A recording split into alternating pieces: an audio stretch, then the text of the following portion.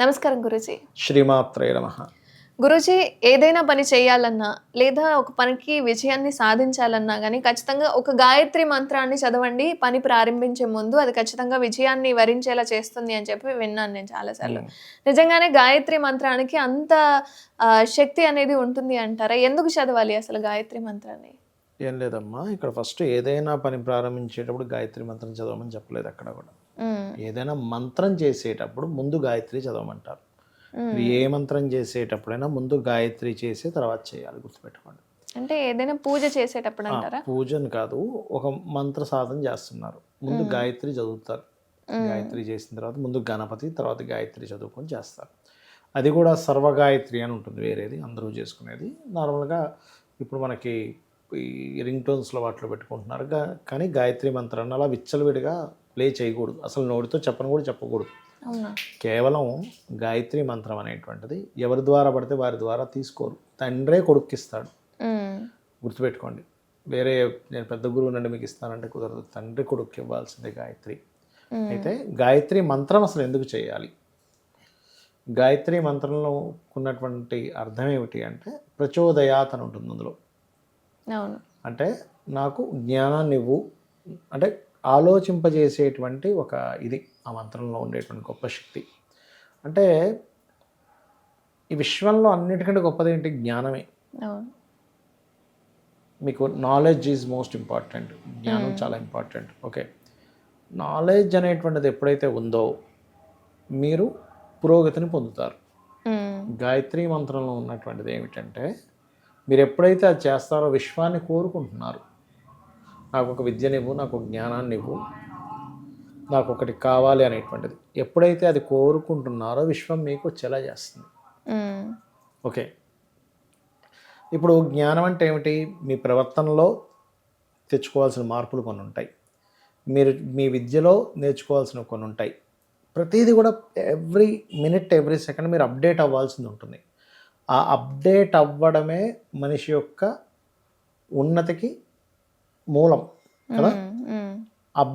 అంటే ఆ గాయత్రి మంత్రాన్ని యొక్క అర్థం తెలుసుకొని ఎవరైతే గాయత్రి చేస్తారో వాళ్ళు ఎప్పటికప్పుడు అప్డేట్ అవుతుంటారు, కొత్త విషయాలు నేర్చుకుంటూ ఉంటారు. ఇప్పుడు మీరున్నారు ఉదాహరణకి, మీరు అసలు ఈ ఫోనే వాడట్లేదు అనుకుందాం, అంటే జనరల్గా తీసుకుందాం. ఇప్పుడు వచ్చినటువంటి ఈ స్క్రీన్ ఉన్న ఫోనే వాడట్లేదు. మీరు ఎక్కడికైనా వెళ్ళాలి, ఆ ఫోన్ ఉంటే లొకేషన్ పెట్టుకుని ఈజీగా వెళ్ళగలరు. అవునా కదా. ఆ ఫోన్ ఉంటే మీరు ఎవరికైనా మనీ ట్రాన్స్ఫర్ చేయాలంటే ఇక్కడ నుంచి టక్కని చేయగలరు. బ్యాంక్కి వెళ్ళి డబ్బులు కట్టి వాళ్ళ అకౌంట్లో వేయాల్సిన పని లేదు. టైము, మనీ సేవ్ అవుతుందో లేదా ఒక కొత్త టెక్నాలజీ నేర్చుకోవడం వల్ల, అంతే కదా. అది అలాగే మీరు ఇందాక ఒక మాట అన్నారు, మంత్రానికి అసలు అంత శక్తి ఉంటుందా? ఏదైనా మంత్రం అనేటువంటిది, మంత్రము అంటే అర్థం ఏమిటంటే మంత్రంతో దేవత సంబంధం కలిగి ఉంటుంది. మంత్రం దైవాధీనం అంటారు, దైవం మంత్రాధీనం అంటారు. మంత్రం దేవాధీనం కాదు, దైవం మంత్రాధీనం అంటారు. అంటే మంత్ర ఆధీనంలో దైవం ఉంటుంది. సో మంత్రాధీనంలో దైవం ఉంటుంది కాబట్టి మనం ఏదైనా ఒక మంత్రాన్ని చేసినప్పుడు ఆ దైవం అక్కడికి వస్తుంది. ఎలాగా అంటే ఇప్పుడు సాఫ్ట్వేర్లో కోడింగ్ అనేది ఒకటి ఉంటుంది. ఆ కోడింగ్ అనేటువంటిది మనం చేసినప్పుడు అక్కడ ఒక బొమ్మ కనిపిస్తుంది. ఈ కోడ్స్ అన్ని కలిపి ఒక బొమ్మని ఇస్తున్నాయి. దానికి సంబంధించిన ఒక బొమ్మ కావచ్చు, ఏదైనా ఒక పని జరుగుతుంది అక్కడ కోడింగ్ వల్ల. వీళ్ళు రాసేది కోడింగే, కానీ అది రూపాంతరం చెందుతుంది. ఒక బొమ్మలాగా ఎలా అయితే రూపాంతరం చెందుతుందో సేమ్ యాజ్ ఇట్ ఈజ్ ఒక మంత్రానికి ఒక దేవత రూపాంతరం చెందుతుంది. మీరు తదేకంగా మంత్రం చేస్తున్నారు, ఆ దేవత రూపాంతరం చెందుతుంది. ఆ దేవత కంటే కొన్ని క్వాలిటీస్ ఉంటాయి. అంటే అలాగా ఇప్పుడు అన్నపూర్ణ అమ్మవారి మంత్రం చేస్తున్నాం. అన్నపూర్ణ అంటే అన్నాన్ని ఇచ్చేది. ఎవరైనా అన్నపూర్ణ అష్టకం కనుక చదివారనుకోండి, ఎవరైనా మీరు ప్రాక్టికల్గా చూసుకోవచ్చు, చదివితే ఆ పూటకి లేదా ఆ రోజుకి అతను ఎక్కువ పెద్దగా ప్రయత్నం చేయకపోయినా మంచి అన్నం మీ చేతికి వస్తుంది ఆటోమేటిక్గా. అంటే ఉదాహరణకి చిన్న ఎగ్జాంపుల్ చెప్తా చూడండి. ఒక ఆఫీస్లో ఒక వ్యక్తి కూర్చున్నాడు, అతను క్యారేజ్ తెచ్చుకోలేదు, మధ్యాహ్నం లంచ్ బాక్స్ ఏదో తొందరగా హడావిడిలో ఇంటి నుంచి తెచ్చుకోలేదు. దగ్గరలో ఉండే హోటల్స్ కూడా సరైన ఫుడ్ ఏం లేదు.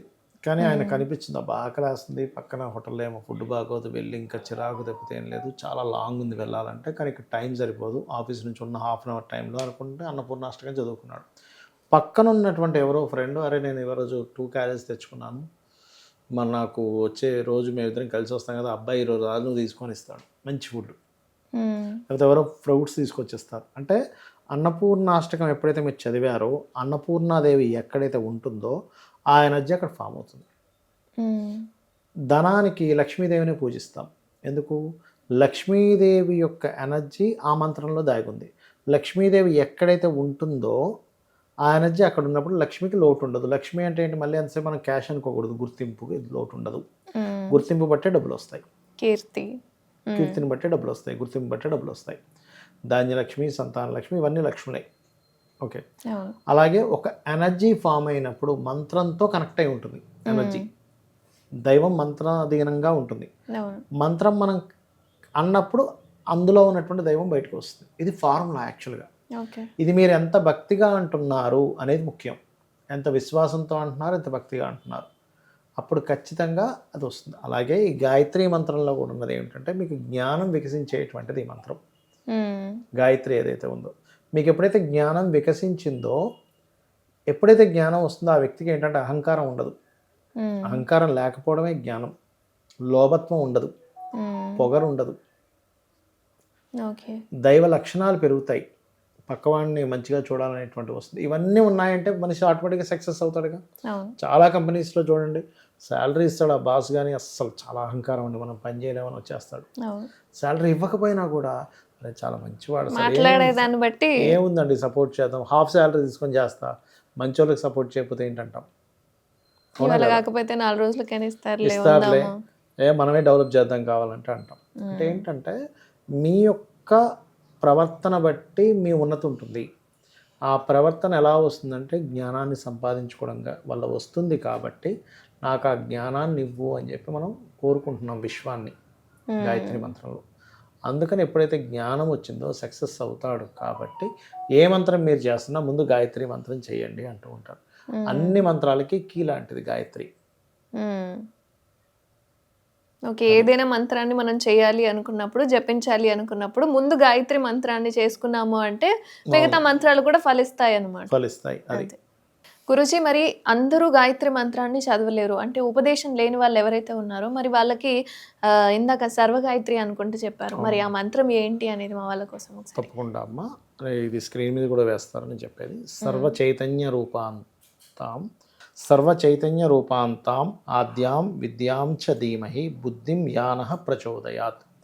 అంటే అన్నిట్లో ఉన్నటువంటి చైతన్యం ఏదైతే ఉందో ఆ యొక్క చైతన్యమే, ఆ యొక్క చైతన్యాన్ని వీళ్ళు ప్రార్థిస్తున్నారనమాట.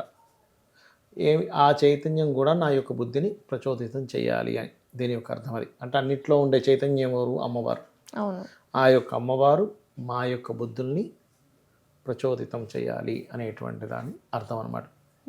నార్మల్గా గాయత్రి ఉపదేశం లేని వారు చేసుకోవచ్చు.